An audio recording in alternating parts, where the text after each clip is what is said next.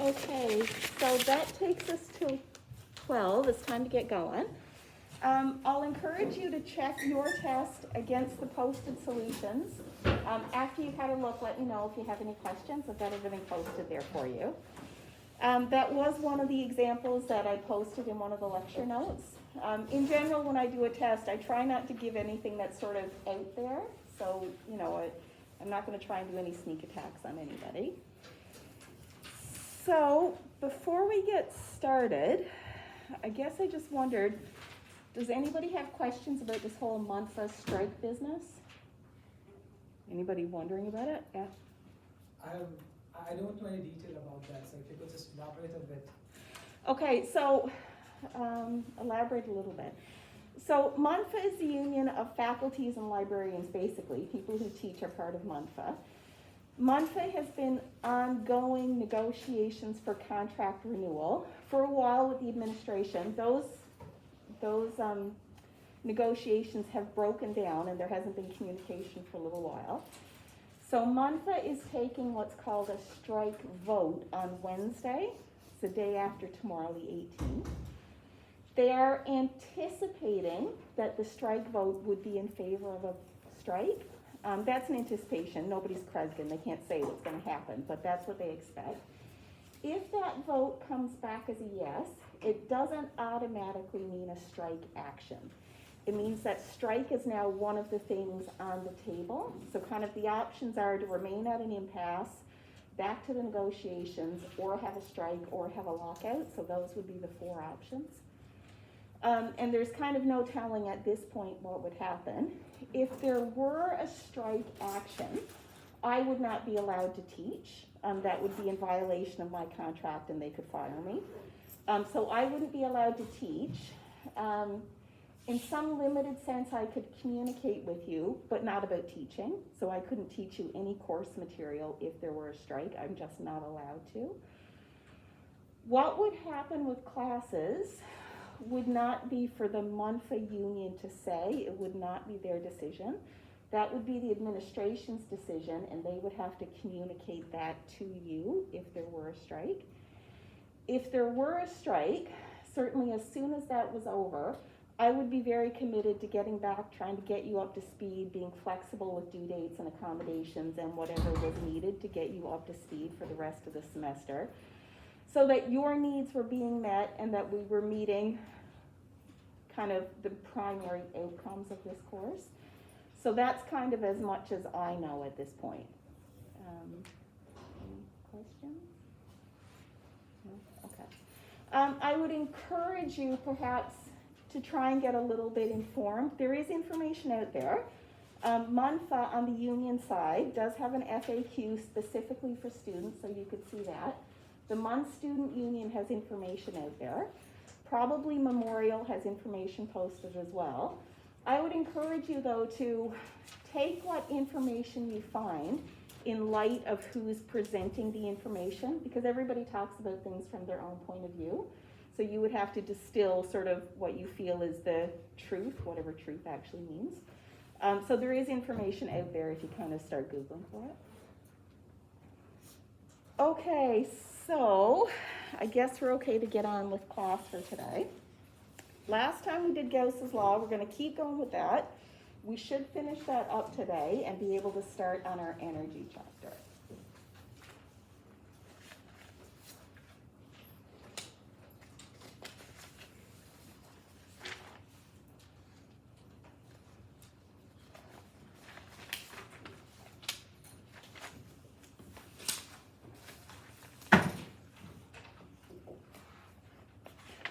Okay, so the very last thing we did in the last class that I posted as a video was to use Gauss's law around a solid, oh, that door is locked.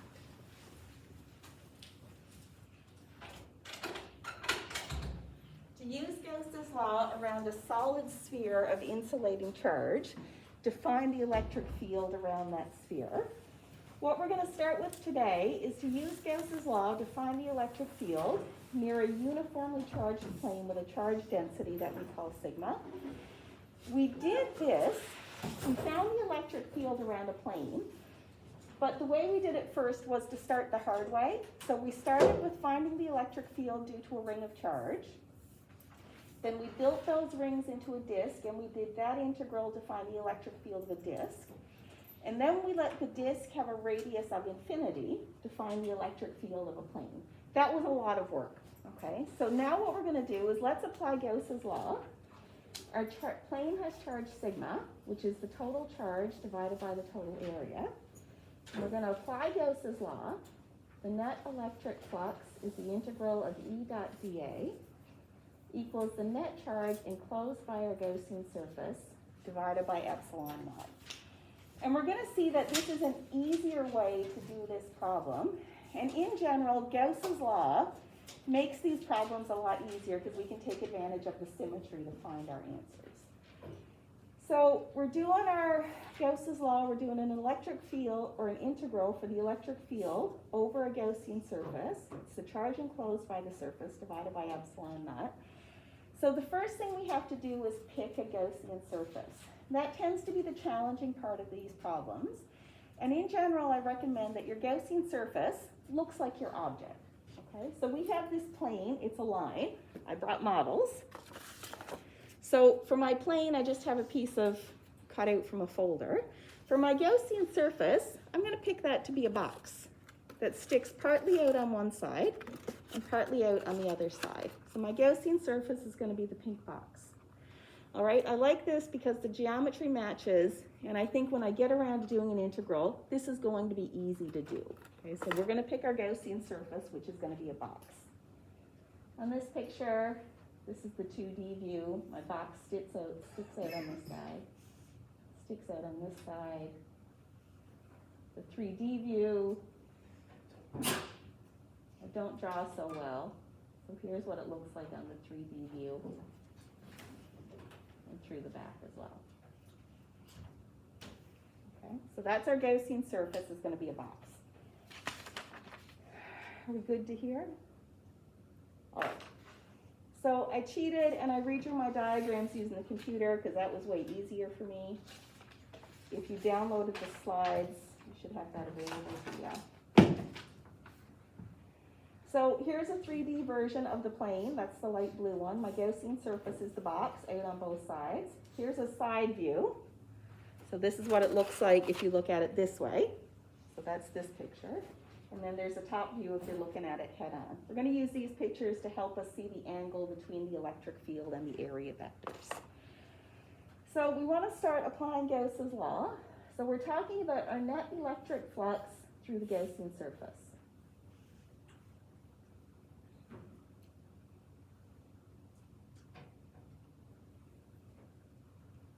And that Gaussian surface is a box, and it's here in our drawing. So if we think about our Gaussian surface, it has 6 parts, right? So our box has 6 faces. It's got the front, and it's got the back, and it's got the 4 sides. So to get the total flux, we'd have to get the flux through the front, through the back, through the 4 sides, then add them all up. That would give us the total flux. So we find the flux through each bit and add them up to get the total flux. So our flux has got 3 parts: through the front, through the back, and through the sides. Okay, so far so good? All right, now we know that flux is the integral of E dot dA, so my net electric flux through the front. So here's the front part of the box. That would be this face of the box. The electric field we know is perpendicular to the plane and comes straight out. So my flux is going to be the electric field dotted with an area element. So an area element is just a little piece of that area. The direction of the area vector is straight out. So there's my dA. And this is my electric field. If we look at those 2 vectors, they're parallel. So when we apply our scalar product, we've got E, magnitude of electric field, times magnitude of dA, times the cosine of the angle between them. Because they're parallel, that angle is 0. So that's the integral of E times dA. We know that electric field is constant around a plane, so that comes out front of the integral. So we've got E times dA equals E times A. And A would be the area of this face right here. Or this one right here.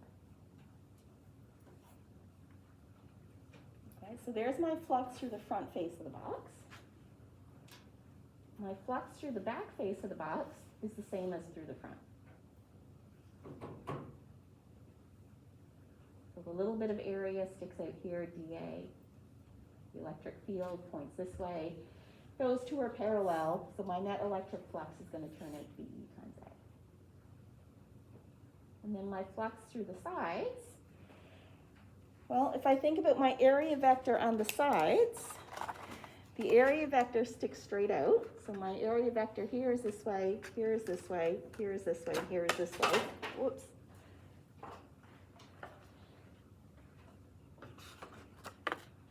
And my electric field vector is straight out. So those things are perpendicular everywhere. Let's get those on our picture as well. So on this bit of the box, dA comes up like this. On this side of the box, dA comes down like this. Or if we look at the front view, dA is out here, dA is out here.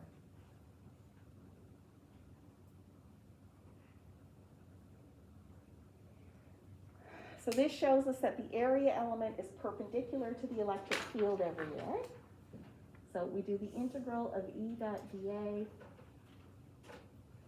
equals the integral of E times dA. Because they're perpendicular, that's 90 degrees, equals 0. So my net electric flux through the entire box is these things added up. So EA plus EA plus 0 equals 2 times E times A. Are we good to hear? Okay, this is half of Gauss's law. So Gauss's law is the net electric flux through the entire Gaussian surface is equal to Q enclosed divided by epsilon naught. So we've got the left-hand side done. Now we need the right-hand side. How much charge is enclosed by our Gaussian surface?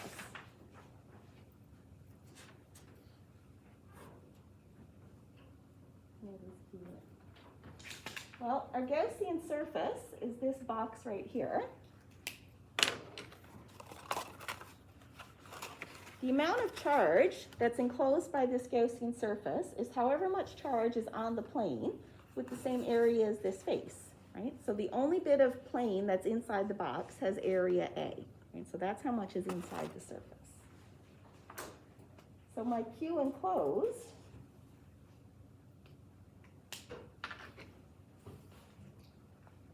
is equal to density times area.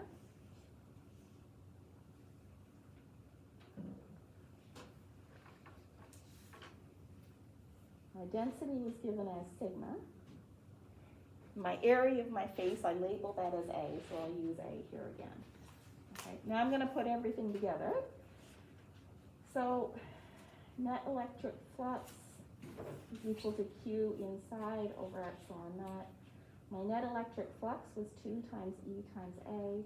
My Q enclosed is sigma times A. Divide that by epsilon naught. I've got area on both sides of the equation. By canceling that area, it shows that the surface that we picked didn't really matter. I picked a box that would stick in and out.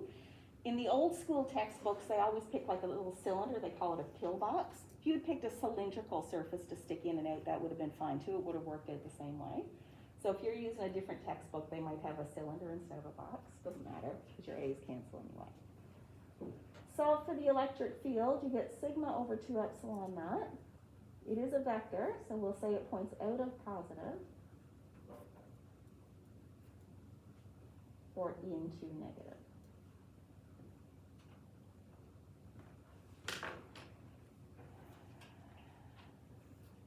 And I know I talked forever while we went through that, but the actual amount of stuff we had to write down was a lot faster than trying to do it through the integral method. So it kind of shows that our Gauss's law is a nice, easy way to find electric fields when you have lots of symmetry.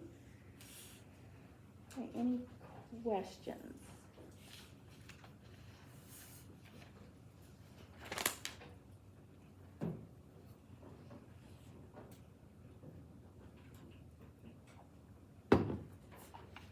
Okay, so let's stick with this sort of geometry.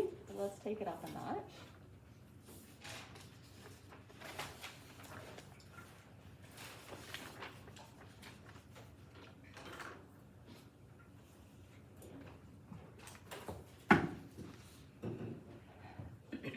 So it's the same sort of geometry, but now we have an infinite slab. Could be the most unpleasant word in the English language, I don't know. So a thick plane. It's got charge. We're saying that the charge density is uniform, so it's a volume charge density, and it's going to be uniform. The amount of charge is evenly distributed. It's got thickness 2a. So here to here is 2a. It's centered in the xy plane. So our coordinate system, this is x, and this is y.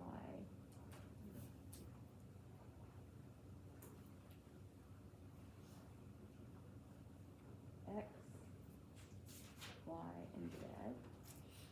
There's our coordinate system. This, of course, is the 3D view. We'd like to find the electric field strength inside and outside. So this is going to be a Gauss's law problem again. We're going to apply Gauss's law. The integral of E dot dA is Q enclosed over epsilon naught. We want to pick our Gaussian surface so that it matches the geometry. We're going to use a little box again. And then we're going to solve it and try and find our electric field. So we'll write down our Gauss's law.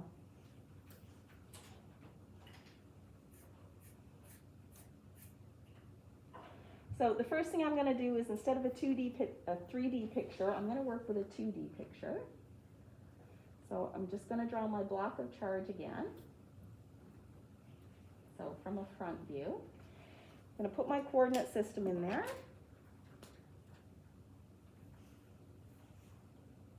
So x goes down through the middle, z goes up, y is pointing out of the page at us. I want to find the electric field inside, and I want to find the electric field outside. So I think I'm going to have to do the problem twice with two different Gaussian surfaces. One Gaussian surface will be a box inside, because I want the field inside. One Gaussian surface will be a box where it sticks out, so I can get the field outside. So I want it in two places. I'm going to use two Gaussian surfaces.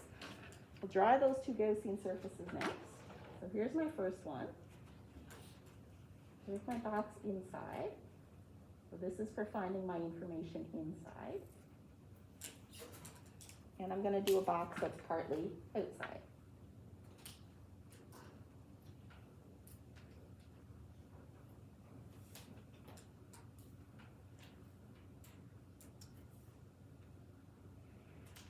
So, like we did with the plane, let's think about the integral of the E dot dA stuff first. So because it's a positive plane of charge, all of the electric field is going to be pointing outward from the plane. So here's what the electric field looks like.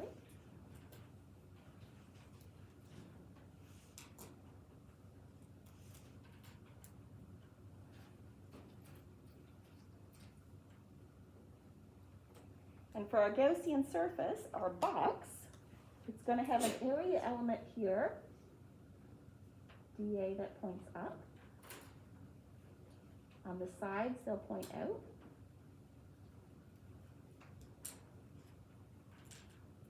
And on the bottom, still points out.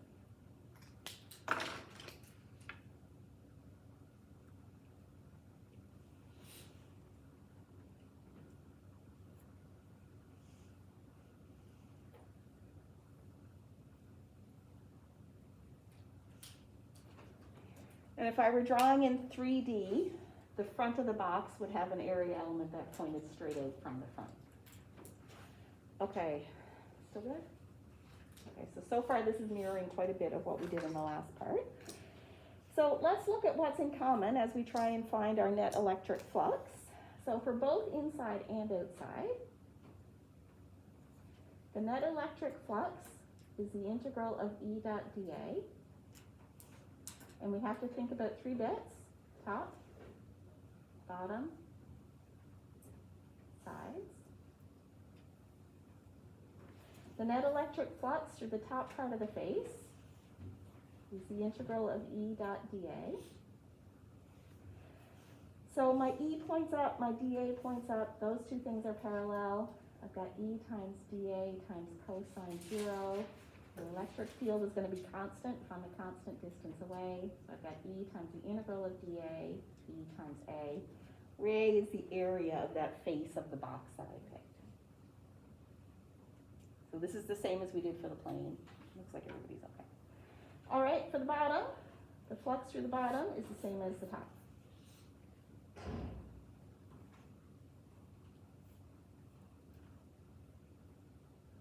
And the flux through the sides is the integral of E dot dA.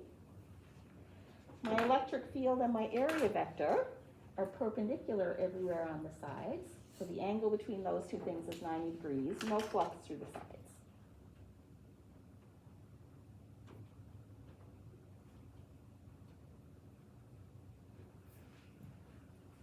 So then my net electric flux is what I get when I add all those things up.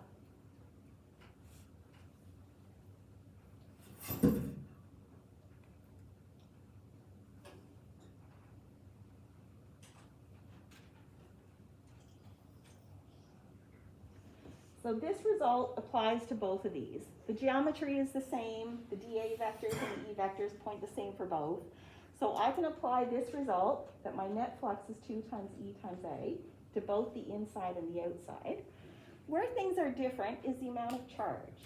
So when I'm inside the box, my Gaussian surface is a little piece of inside that box. It only has a fraction of the charge. When I'm outside, it's got all of the charge in this part of the box. So those two amounts of charge, because they're different sizes of a box, they're going to be different amounts of charge.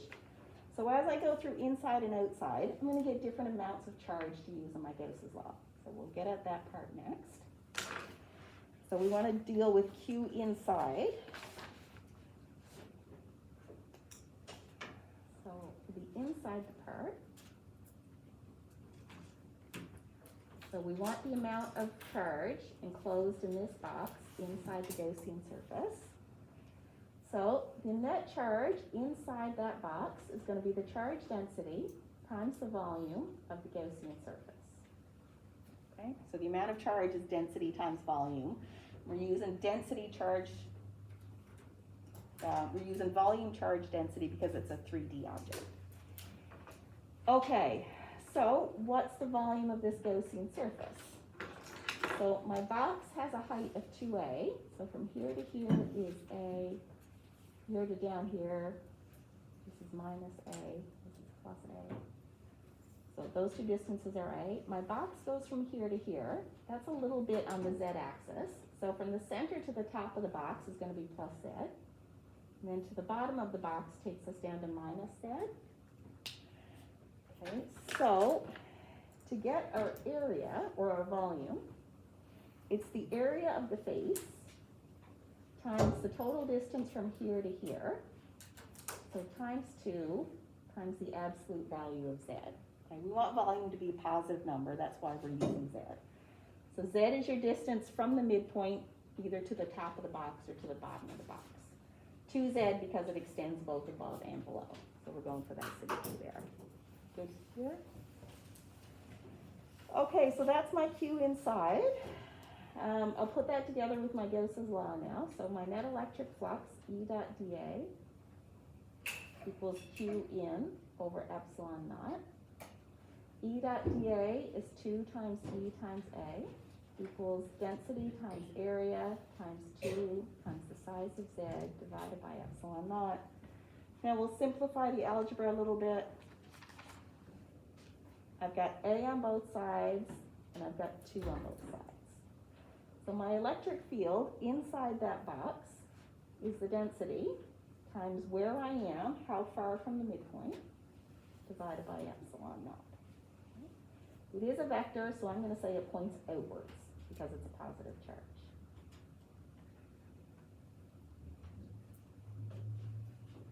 Okay, looks like we're still good. Okay, now let's do the electric field outside the box.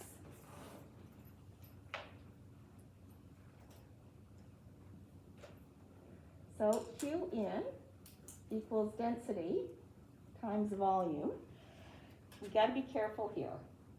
Okay, there's a real temptation here to do the volume of the entire Gaussian surface again, because that's what we did for inside. But it's the volume of whatever has charge inside the Gaussian surface. So it's only for the charged part, so it's this part right here. These bits out here, they don't carry any charge at all, so they don't contribute to the net charge. So it's density times the volume of the slab, which is inside the Gaussian surface. So a little bit different there.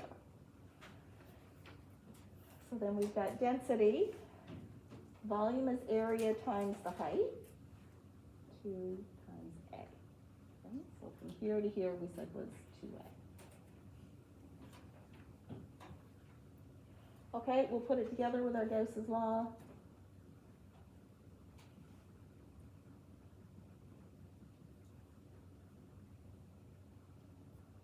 So our integral is 2 times E times A. Gives us rho times A times 2 times little a divided by epsilon naught. We can divide through by 2A, and we're left with the electric field outside is density times A divided by epsilon naught. Because it's a vector, we'll say that it points outward. So this is kind of an interesting result. I didn't write that we should do this, but why don't we go ahead and do a graph of it anyway. So if we were going to do a plot of the electric field as a function of distance from the center, we would see that as long as we were inside, so there's our electric field, the electric field is proportional to Z, so it increases linearly till we get to the surface, where Z equals A. Once we're outside, it's constant.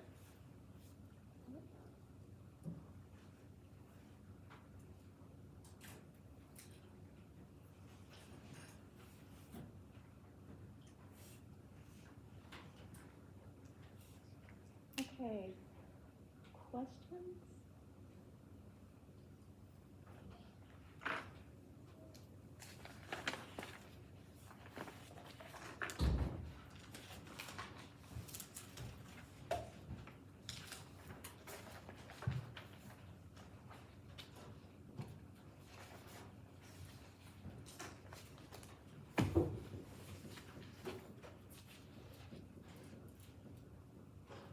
Okay, if you've downloaded the notes, the next slide in the notes is an insulating sphere of charge where the density is not uniform.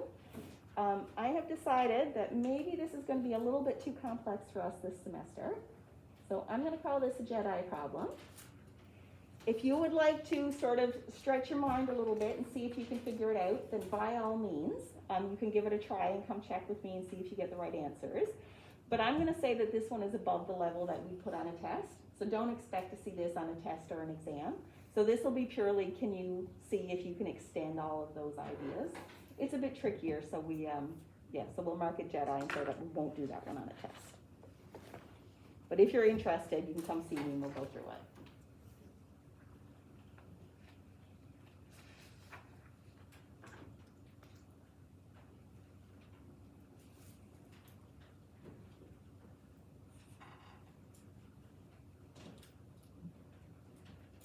Say try for fun, even though maybe it wouldn't be that much fun at all. Okay, any Gauss's law questions before we move on? So that takes us to chapter 23. That's all about electric potential and electric potential energy. So here's the topics in this chapter. A lot of it is going to be review. I'll introduce some new stuff and some integral methods. But we'll start with kind of where I figure you are at right now. So I figure you know what electric potential energy is. And electric potential energy, delta U, is negative of the work done. So if you think about negative of the work done, and work is force over distance, you can get an expression for electric potential energy.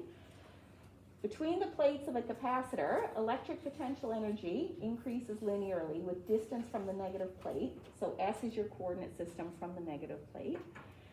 If we have 2-point charges, then electric potential energy is K times Q1 times Q2 divided by R. If you have a bunch of point charges, you have to add up all the interactions. We'll do this one as an example for a refresher. Electric potential is the electric potential energy per unit charge.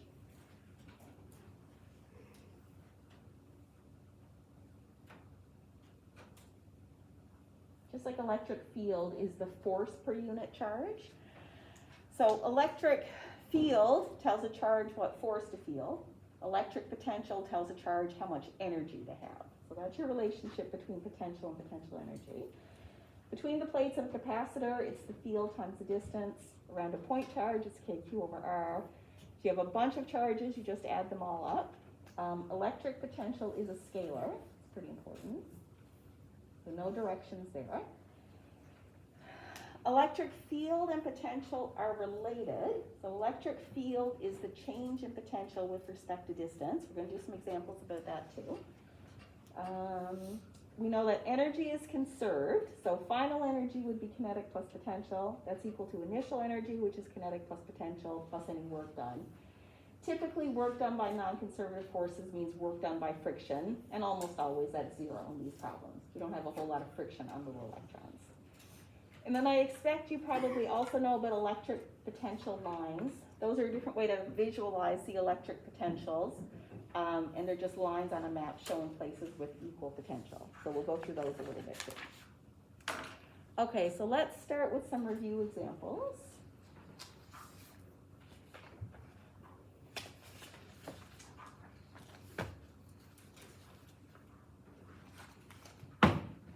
So an electron with an initial speed of 500,000 meters per second is brought to rest by an electric field. So we've got an electron, it's moving this fast, and it ends up stopping, and it stops because it's in an area with an electric field. Did the electron go towards higher potential or lower potential? And what was the potential difference that made it stop? So this is the sort of thing you probably did plenty of in Physics 1051, but we'll go through it anyway. So we start with an electron. It's moving, I'm going to say it's moving to the right. It's got an initial velocity v0, and it moves all the way down here, and here's where it comes to a stop, vf equals 0. So that's what's happening in this problem. There are different ways to attack this to answer part A. I'm going to go with a force approach. If the electron is moving to the right and it comes to a stop, it's easy to know that the force has to point to the left, okay? It stops because there's a force slowing it down. So the electric force points left. This is the one that opposes the motion.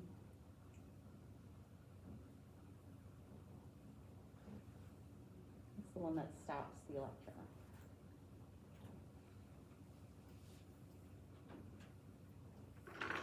Okay, so that tells us about the force that exists on the electron. If the electron feels an electric force, it must be in an electric field. We know that F is Q times E, so electric field is force divided by charge.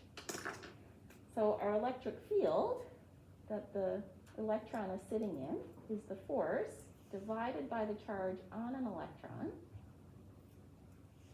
And the charge on an electron is minus the fundamental charge. So my electric field is negative, the force divided by 1.6 times 10 to the minus 19. This negative sign says that if the force points to the right, to the left, then the electric field must point to the right. This negative sign tells us that the field and the force have to be opposite directions. So our electron is in a field that points this way.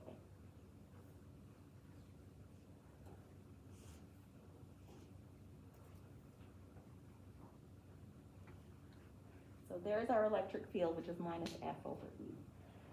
Okay, so part A didn't ask about forces or field, it asked about potential. So let's see if we can figure out high potential or low potential. Let's go to the relationship between potential and electric field. And that relationship is that the change in electric potential, delta V, is negative the integral of E dot ds. Okay, in Physics 1051, we probably most often did E dot delta S like this. But the true form would be an integral form. This negative sign So this is delta V is negative, the electric field over distance. This negative sign tells us electric field points towards low potential.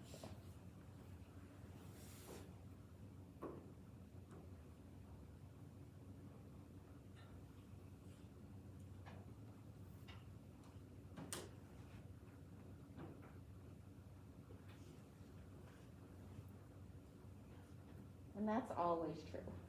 So over here where we start, this is high potential. Over here where we finish, this is low potential. So our answer to part A is the electron moved towards lower potential.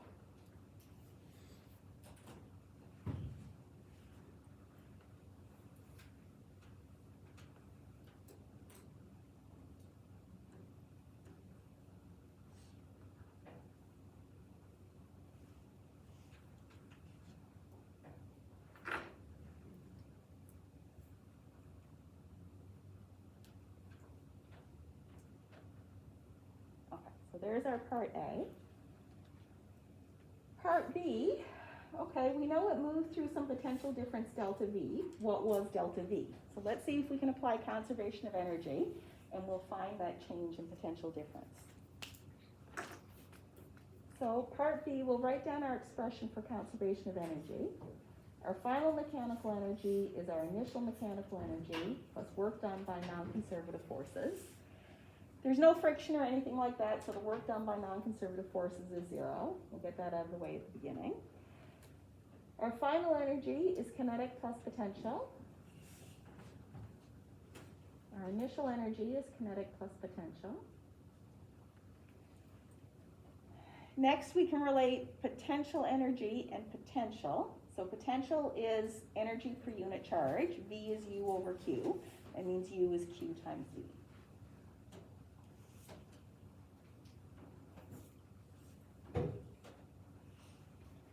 So we've got K final plus Q times V final. Q means the charge that's moving around, so I'll put a little E on there to remind us that we're talking about an electron. Equals K initial plus Q electron V initial. Okay, so far so good? Yes. I'm trying to get delta V, so we'll just do a little bit of algebra here. I'll get my V's on one side. QE VF minus VI equals KI minus KF. The thing comes to a stop, so our KF is 0. And my initial kinetic energy is 1/2 times the mass times that initial velocity squared. Okay, still good?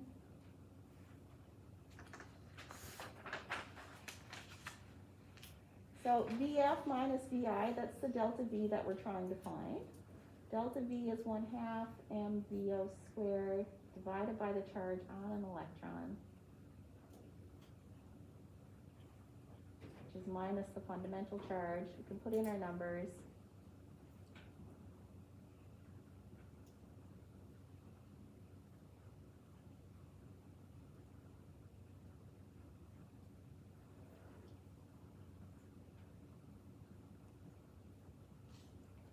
Put all that through the calculator, you get negative 0.712 volts.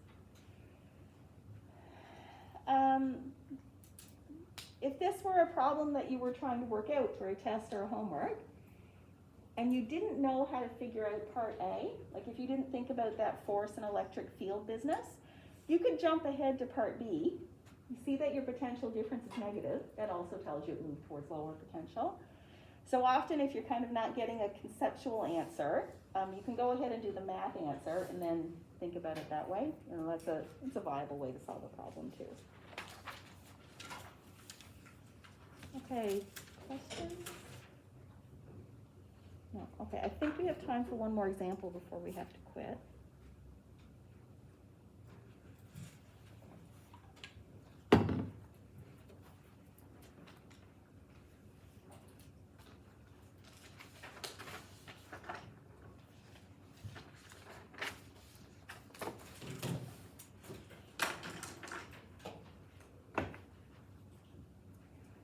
Okay, so for our last example, I like this one because it ties together work and potential energy.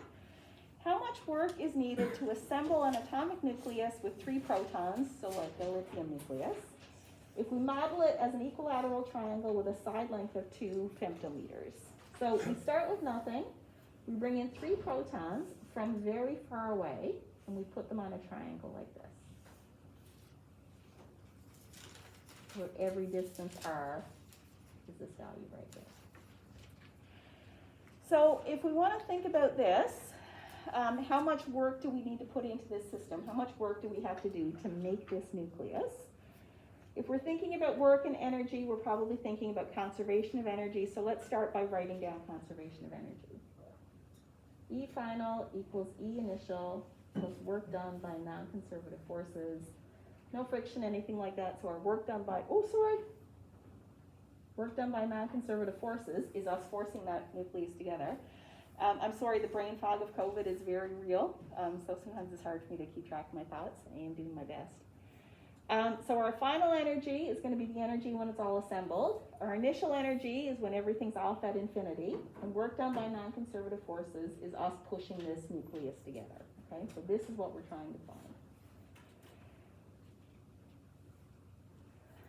So our final energy is K final plus our final potential energy equals our K initial plus our initial potential energy plus the work done by non-conservative forces.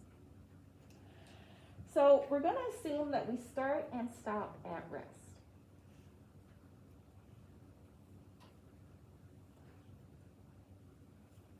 Okay, so the protons start very far away, they're not moving at all, so their initial speed is 0. We take them, start to push on them, move them in. Once they're in that nucleus, we'll let them go and they'll still be at rest. So Kf is 0 and Ki is 0. They're initially very far apart.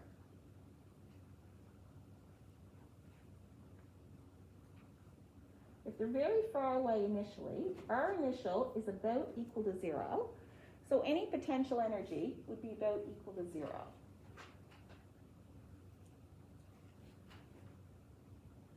Okay. Things that are very far away from each other don't have any potential energy. They're not interacting. We know K, or U, is K Q1, Q2 over R. If R is very big, then our potential energy is very small. Okay? So if things are very far apart, there's no potential energy.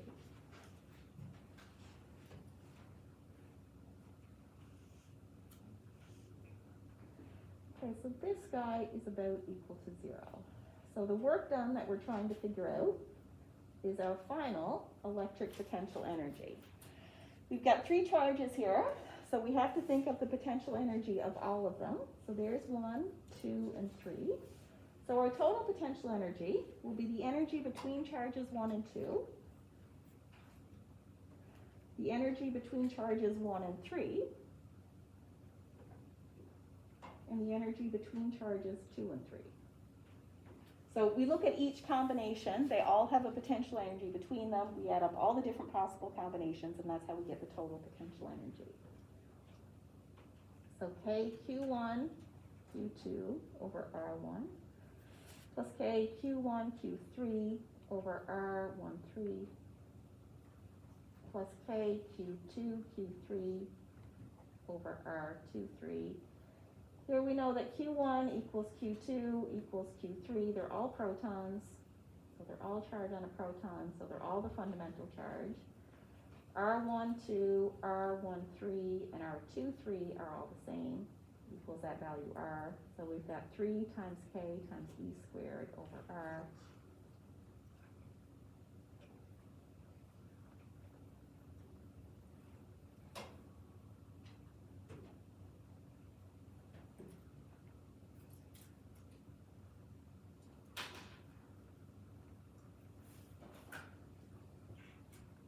Oh, I ran out of space, I'm so sorry. So you put that through the calculator, and the net amount of work done to get those things pulled together is 3.45 times 10 to the minus 13 joules. That's how much work you have to put into the system to get that nucleus to stick together. Okay, any questions?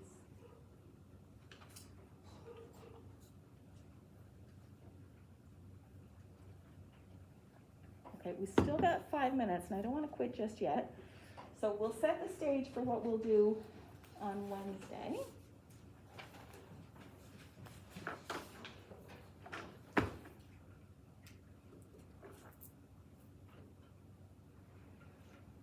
So in chapter 21, we said we know how to find the electric field due to discrete charges, a discrete number of point charges.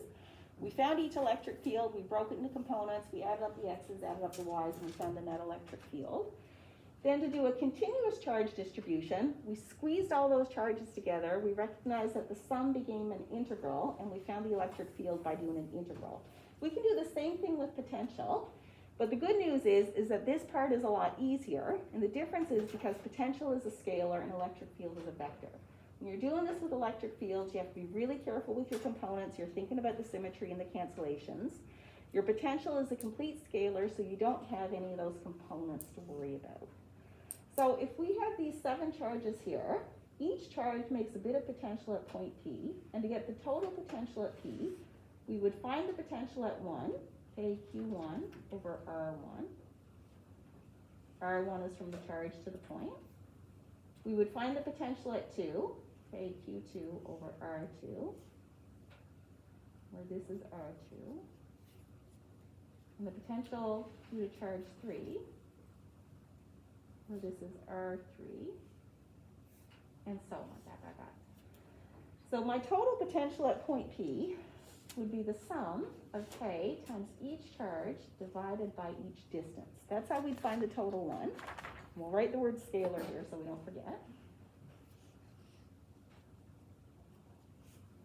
If we want to find a continuous charge distribution, what we have to do is squeeze all of these charges together, take a whole bunch of them and make them really small. We still do the sum, but the sum becomes an integral. I've got a picture of that on the next slide.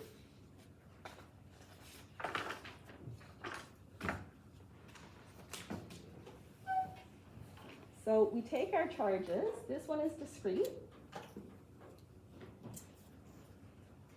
We squeeze them together, and it becomes a continuous charge. Each little charge, Qi, becomes a little bit of charge, dq, and our sum of potentials becomes an integral.